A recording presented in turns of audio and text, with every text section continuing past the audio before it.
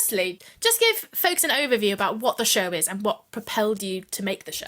So yeah, the show is called 30 and Out, and it's my own personal show, and it sort of looks at what it is to come out age 30 and completely uproot your life. Kind of looks at those social milestones that you're expected to kind of hit when you're in your 30s, which is, you know, marriage, get a puppy, all of that stuff, and kind of what happens when you don't go that way, really, and you unearth this new piece of information about yourself and go on an adventure. And it's filthy and funny and chaotic, as I think a lot of people's coming out story is. And we really wanted to look at not just Kit's story, but make it represent a lot more. So alongside the show, we're doing a series of interviews, which will also be woven into the show to capture the voices of lesbians who've all had different experiences of coming out, to really celebrate the diversity of our community. So that was a really important part of why we made the show, of kind of saying that there's not one way to do it. There's no one way to do it. And everyone does it differently. And everyone's experience is different. And that really kind of looking at sort of the generations and how that varies. So, you know, when I came out, TikTok wasn't really the thing. And now that's huge for a lot of people and a gateway into a community. But then sort of looking at, well, what happens when you're in your 70s and you came out, you know, kind of, I don't know, in the 70s or something. It'd be really interesting to kind of get that overview. I was going to ask actually about like that community and interviewing other like lesbians who identify as well. I guess what firstly made you make that decision to incorporate other stories into it, and how has that been? How have the interviews been going? How is that weaving in going? I mean, the interviews are wonderful, and it's almost a kind of joy in itself just to be doing that and interacting and connecting with lesbians.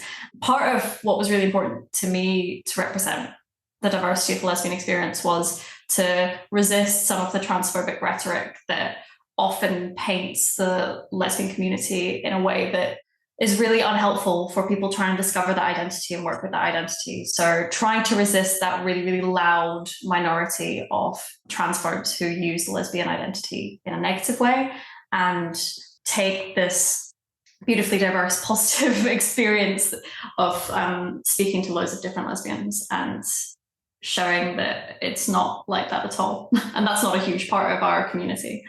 What about you, Kit? Well, I just wanted to make sure it wasn't a completely egotistical show and just my own journey. I thought, right, well, nobody wants to see that. And no, I also just think, well, so much of the kind of the journey of the show was, at one point we were thinking, well, is there a right or wrong age to come out? And I thought, well, I don't know. I've only got my personal experience, so wanted to kind of get a collective overview.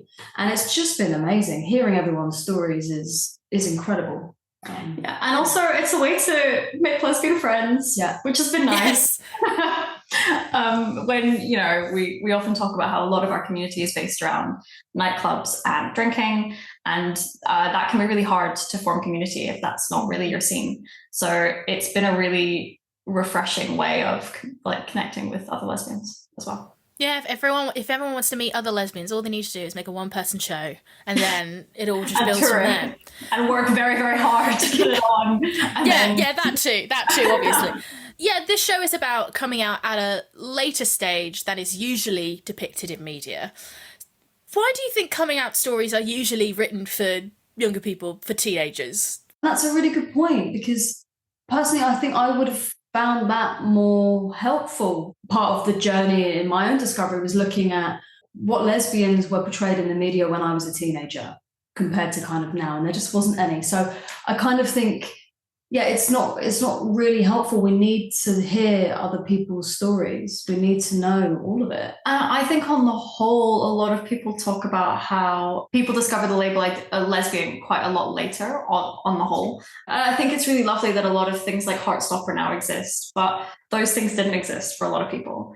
And I think it's still important to honor that range of experience. I mean, we're speaking to someone who is 48 and came out aged 42. So where do they look for their representation in their community? Where do they look for what coming out might be for them? Because I don't think it's going to be something like Heartstopper, as wonderful as it is. And how was it to show that part of your story? Because I imagine it's an incredibly vulnerable experience in order to do that. Yeah, it has been really interesting, and there has to be an element of self-care and protection when you make a show that is autobiographical, so that some aspects are slightly pushed. So we've kind of gone for a mixed media element in the show, so that I think it's not just completely character driven by me. So we're using other forms to kind of bring that protection and care out. But there have been moments I've sit there and look back and gone, gosh, yeah, that's actually kind of hard to sit with. So one of the things that appears in the show is the very first time I went to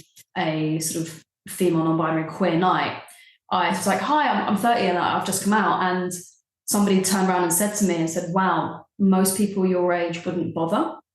And it's such a shocking thing to sit with and revisit. And it's kind of, yeah, there has to be a lot of self-care kind of going back and revisiting. And how was it for you, Becca, as producing the show and watching this story unfold? I'm really enjoying putting into place that care and those methods. I think as a producer, that's really important in creating art. We need to show more care to people who do it because it's hard.